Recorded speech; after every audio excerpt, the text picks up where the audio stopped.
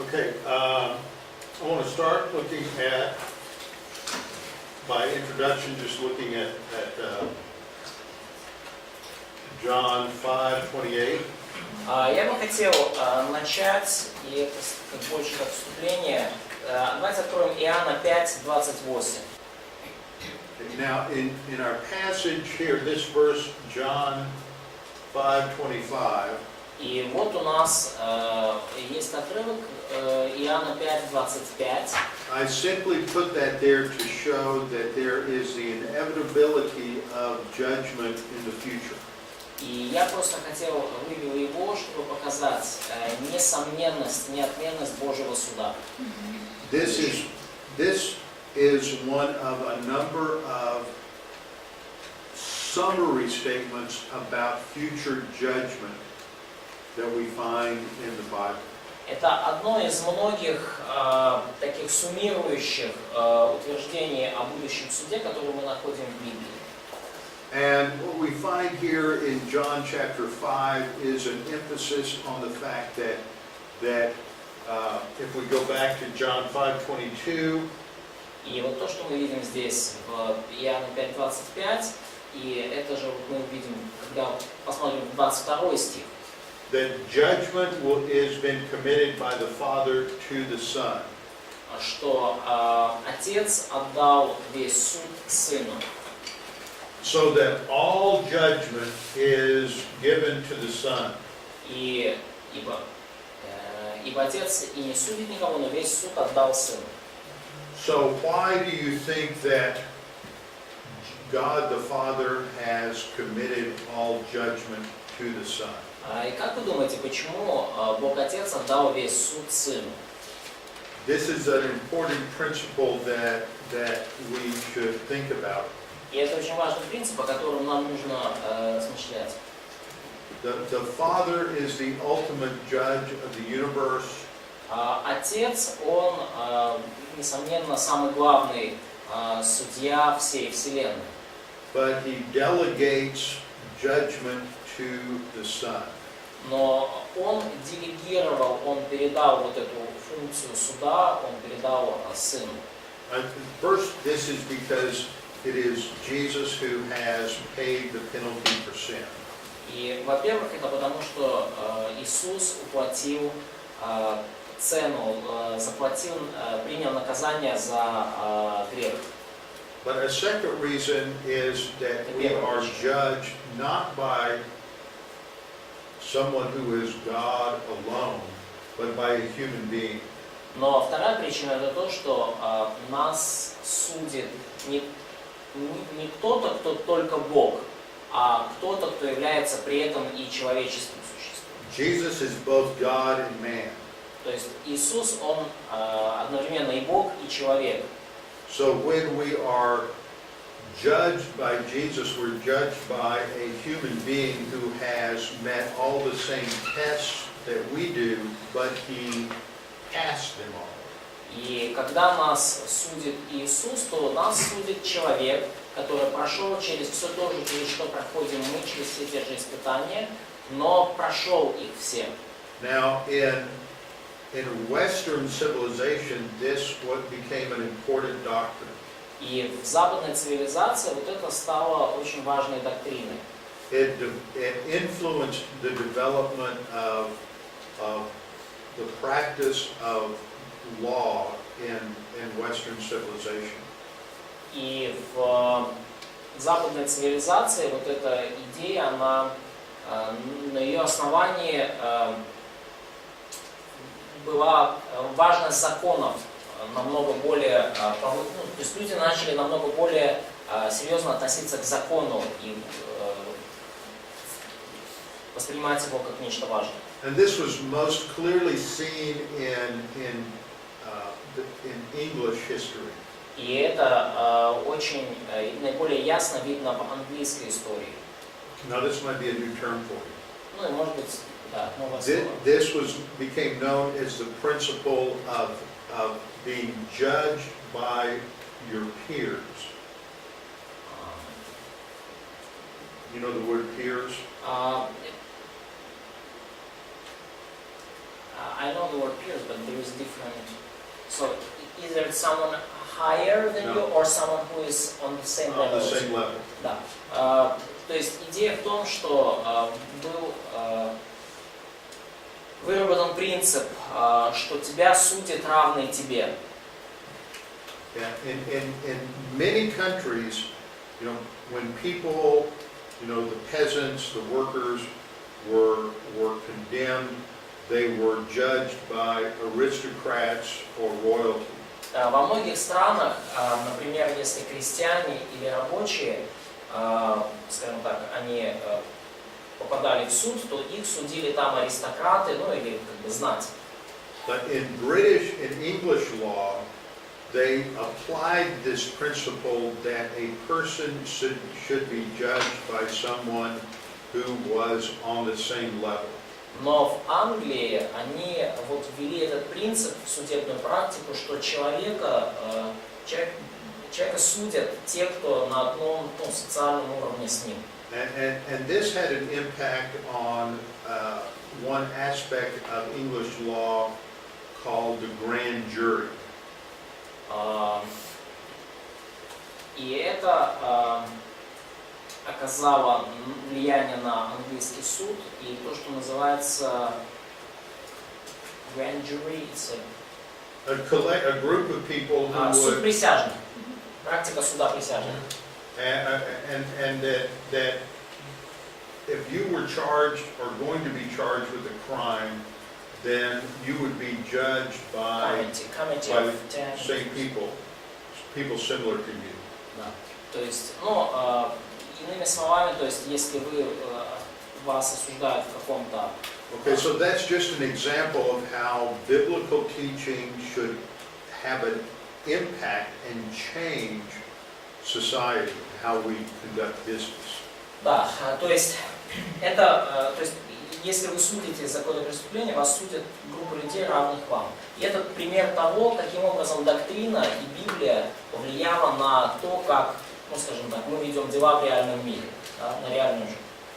Now in John 5:28, И в Иоанна 5:28, we're told, or starting in verse 27, и даже мы можем начать с 27 стиха, the Father gives the Son the power to execute judgment. и дал ему власть, Отец, производить и суд, потому что Он есть Сын Человеческий. Now this is not talking about a specific judgment, but is summarizing the fact that that eventually everybody will be evaluated for either life or condemnation. И здесь, не говорится о каком-то конкретном суде, но здесь просто подчеркивается факт, что в итоге все, что было сделано, пройдет оценку и получит либо осуждение, либо будет признано достойным жизни. Okay, this is emphasizing that that for those who are righteous there will be a judgment. И здесь подчеркивается, что для праведных также будет суд. And those who have done evil will also be judged. И делавшие зло также будут осуждены. However, other passages break this down into different components.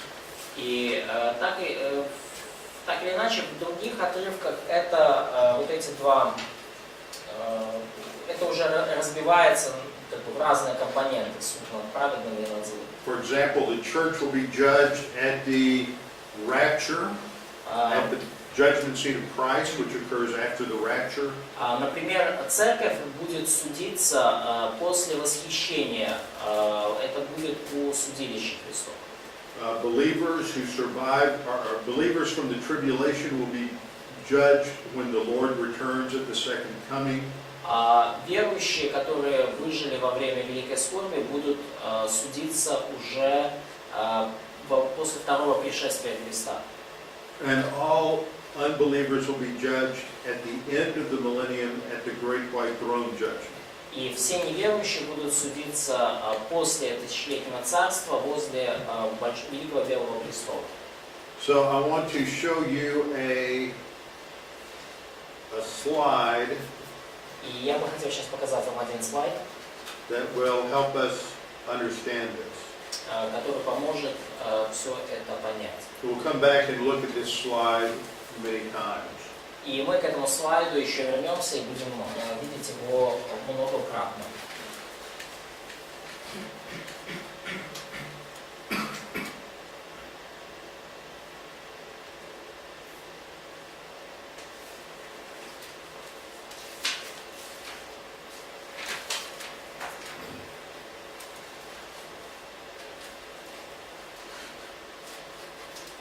Okay. So we have, what's Sudo? Judgments. 8 judgments. It's always hard when I'm working with a slide in Russian. I can't read it, so you have to sort of help me with that. We have the present church age. У нас сейчас мы находимся в текущем, это эпоха церкви или век церкви мы называем. Which will end with the rapture. И эта эпоха закончится восхищением церкви. And then we have the judgment seat of Christ. И вот после него сразу у нас будет судилище Христово. The Bema. Ну или Бема, греческое слово. Which is an interesting word. Это слово интересно. Because we find it it's a Greek word. Это греческое слово, But it's also in Hebrew. но оно есть также в еврейском. And it's almost identical in Russian. И оно практически идентично в русском языке identical by meaning, or that's some. Identical by meaning, yes. Yeah, that's it. Isn't the Russian word Bema? No, What is it? we don't have word that. You don't have this word Bema. Oh, okay. I thought you did. Okay. Насчет русского это. But in a synagogue, Но вот в синагогах they refer to the raised platform where the pulpit is as the Bema. Они называют вот эту вот платформу, да, где стоит, вот это возвышение, где стоит кафедра, они называют вот это место Бема. And that's the basic meaning of the word is just a raised platform. И это вот основное значение этого слова, это просто вот это возвышение, то есть платформа, на которой стоит.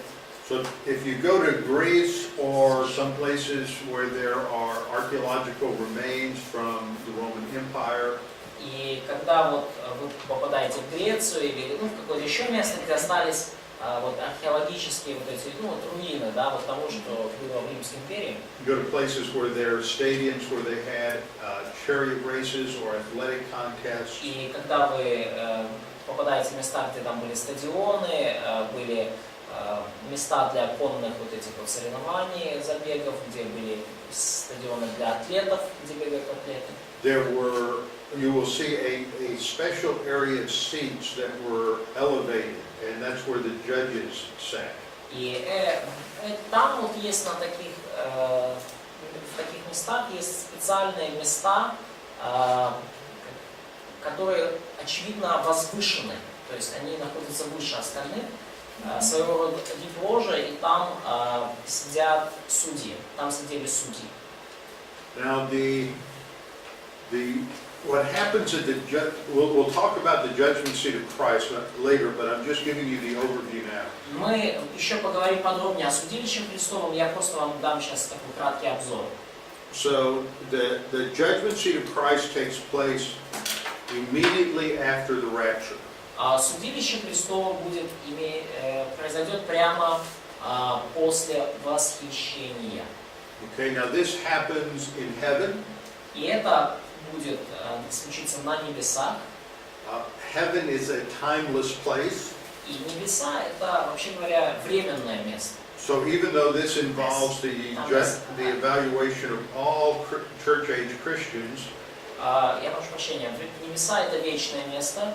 И in terms of human time, this will take place in just a few moments. И хотя там, то есть небеса это место, где нет времени в земном понимании, Поэтому, несмотря на то, что там будут судиться все верующие всех времен, там это все произойдет, это будет несколько моментов. And so it is actually completed before the tribulation begins. И все это закончится до того, как начнется Великая Скорбь. Then we have the 7-year period of the tribulation on the earth. И потом у нас будет 7-летний период Великой Скорби, At the end of which Jesus Christ returns to the earth at the second coming. и в конце этого периода Великой Скорби Иисус Христос вернется через землю, и это будет его второе пришествие. Now the Bible talks about all of these as part of the first resurrection. И Библия говорит обо всем об этом как части первое воскресенье. And the first resurrection involves the resurrection of Christ as the first fruits. И первое воскресенье включает в себя воскресение Христа как начатка. Church age believers И верующих века церкви. and tribulation saints who are resurrected at the end of the tribulation period. И святых эпохи Великой Скорби, которые воскреснут в конце эпохи Великой Скорби. That is the first resurrection. Вот это первое воскресенье. Now then there are going to be a series of judgments that take place at the end of the tribulation И period. в конце периода Великой Скорби произойдет целая серия судов. There will be the separation of the sheep and the goats. Во-первых, произойдет отделение овец от козлов.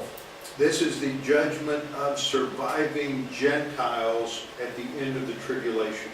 И это будет суд выживших язычников в конце Великой Скорби. The sheep represent the believing Gentiles, Овцы символизируют верующих язычников, and the goats who represent unbelieving Gentiles. и козлы представляют собой неверующих язычников. So this is our second judgment. И это вот такой наш второй суд. Then there is a third judgment, which is the judgment of the Antichrist. И есть также третий суд, и это суд над Антихристом. And we're told that the Antichrist is thrown directly into the lake of fire. И нам сказано, что Антихрист будет отправлен прямиком в озеро Огненное. And then we have the false prophet who is thrown into the lake of fire. И туда же с билетом в один конец отправляется лжепророк. Okay, I always get confused on my numbering here. I think this is 4 judgments. Yes. Okay. Так, здесь у нас уже какие-то 4 суда случились. Okay, what is that? That, This. this is believing Gentiles. Okay. Judgment of believing Gentiles, believing Jews. Believing or because that's words. It's servants. Servant, Gentiles, servants, Jews. It's not believing. Right. Surviving. It should be surviving Gentiles and surviving Jews. Survive, not believing. Not servant, but those who survive. That's what I said, those who survive. Yeah, not believing, but those who survive the tribulation. Ага. Значит, когда там речь об овцах и козлах, значит, там выжившие евреи и выжившие язычники. Можно спросить? Да. Будут выжившие неверующие, получается, да? So, we would be surviving non-believers. Yeah, believers and unbelievers. И верующие, и неверующие. Okay. Они не войдут верующие всегда. But only believers will go into millennium. Right. Да. So you have, first judgment is the judgment seat of Christ. Итак, первый суд – это судилище Христово. The second judgment is the judgment of the surviving Gentiles. Второй суд – это выжившие язычники. Third judgment is the surviving Jews. Третий суд – это выжившие евреи.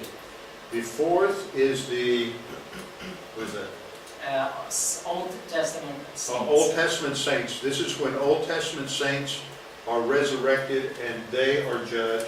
Вот, значит, это уже 4-й суд, это святые Ветхого Завета, это то время, когда они воскреснут и также будут осуждены. They receive a resurrection body and will go into the kingdom.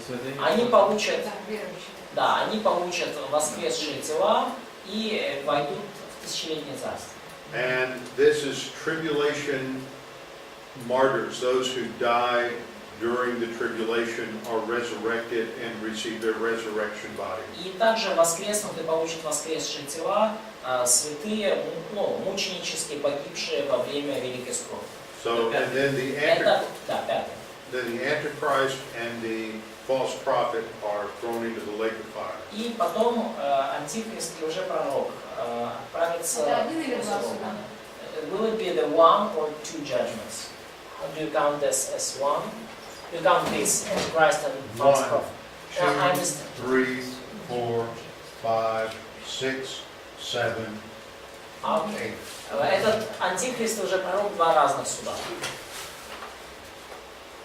Это, получается, 6 и 7. Антихрист и пророк. Okay, at the end of the 1,000-year millennial kingdom, И в конце тысячелетнего царства all of the unsaved dead are raised from the dead, все не спасенные, умершие будут воскресены из мертвых, and they appear before the Lord at the great white throne judgment. и они предстанут перед Богом на суд Великого Белого Престола. And then they and Satan И также are all cast into the lake of fire. они и также в компании с сатаной отправятся в озеро Огненное. Okay? So that's the overview. Это обзор.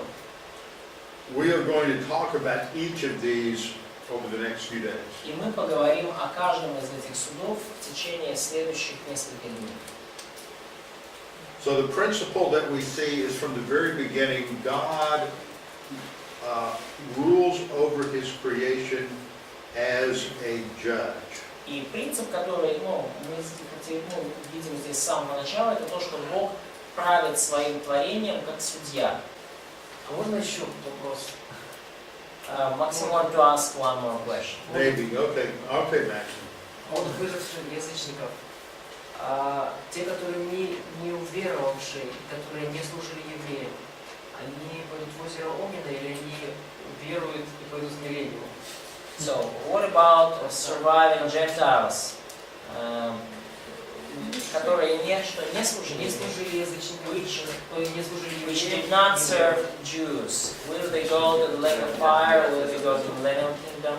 Well, I'll talk more about that, but the implication is that those who are believers will help the Jews. Подразумевается то, что верующие, те из них, кто верующие, они будут помогать евреям. Those who are not believers will not help the Jews. А неверующие не будут помогать евреям. And so the surviving Gentiles И выжившие язычники, who did not help the Jews которые не помогали евреям, are surviving Gentiles who are not believers. это выжившие язычники, которые неверующие. Okay? So there's a relationship there. So То есть есть какая-то определенная связь. the surviving Gentiles who are not believers will go to Sheol. И выжившие язычники, которые неверующие, отправятся в Шеол Until the great white throne judgment. до того, как случится суд Великого Белого You Престола. know, as well as the surviving Jews who are not believers, they will also go to Sheol. И точно так же евреи, выжившие, которые были неверующими, они также отправятся в Шеол. We'll cover that in detail later on. И мы это все в деталях рассмотрим немножко позже. Right now, this is just an overview, just to get the panorama of what will take place. Сейчас это просто как панорама и обзор того, что произойдет. Okay, everybody got this? Все это поняли? Okay, let's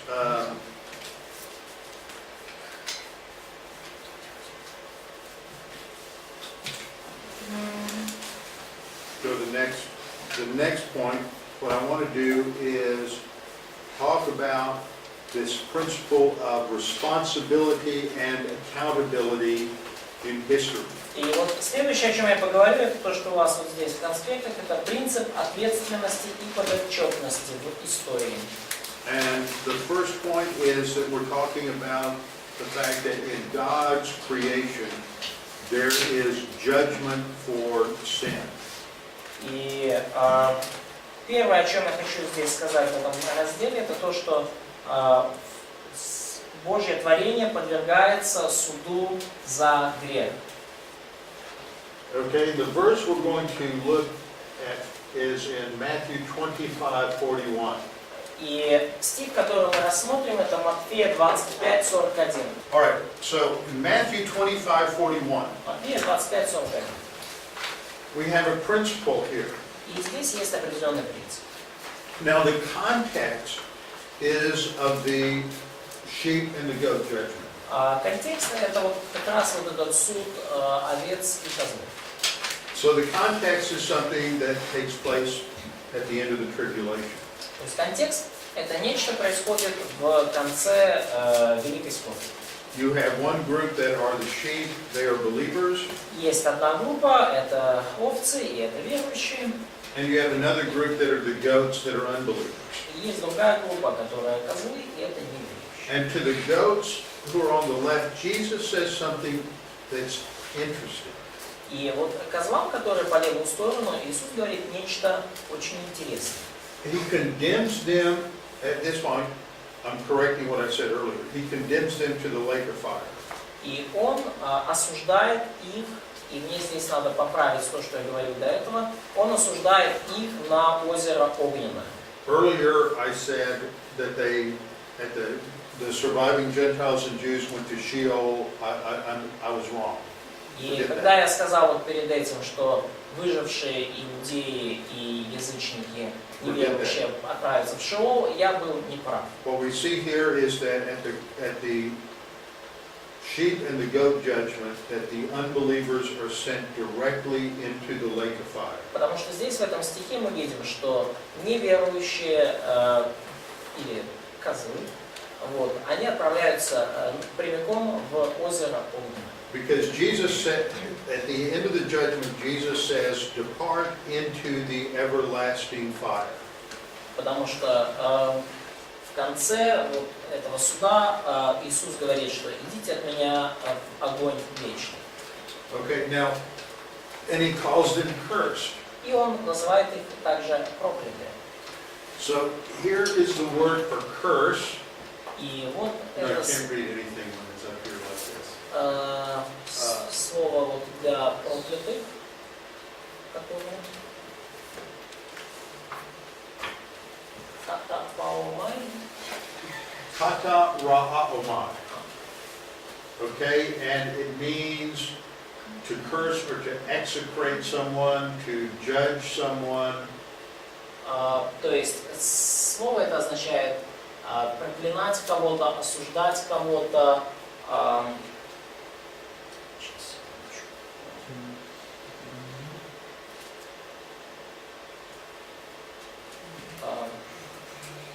Okay, it means То есть, да, проклинать, предавать проклятию.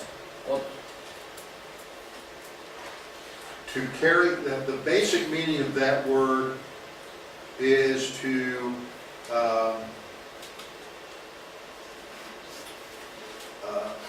bring somebody to judgment. Ну и основное это значение этого слова это предавать кого-либо осуждению. Okay, now back to, so they have been judged. То есть вот эти люди были осуждены They're cast into the everlasting fire, и отправлены в вечный огонь, which has been prepared for the devil and his angels. и огонь этот был приготовлен для дьявола и его ангелов. Now the grammar of this verb is very important. И грамматика этого слова очень важна. Okay, it is a perfect passive participle. Это Совершенное. совершенное пассивное причастие. What does what does a perfect tense mean? What does that signify? Что означает вот это время perfect? Почему это важно? Что действие совершено, но имеет влияние на настоящее. That something is already done and its impact the eternity. Yes, it's completed action. То есть завершенное действие. Okay, and the word there just simply means that this had been created previously. То есть слово здесь, вот это уготованный, означает, согласно грамматике своей, что уже давно перед вот этими событиями был приготовлено этот огонь вечный. So it tells us that the lake of fire had already been created. И это говорит нам о том, что озеро огненное уже было создано до этого. But it also tells us that the devil and his angels had not yet been sent there. Но также оно говорит нам о том, что дьявол и его ангелы все еще не были туда отправлены. So it tells us that God at some point in the past has already judged and condemned Satan and the angels. То есть это говорит нам о том, что в какой-то момент времени Бог уже произвел суд и осудил дьявола и его ангелов. However, they were not sent there yet. Но так или иначе, они все еще не были отправлены в этот вечный огонь, в озеро огненное. So what this tells us is that the sin must be condemned. И о чем это нам говорит? О том, что грех должен быть осужден. Now,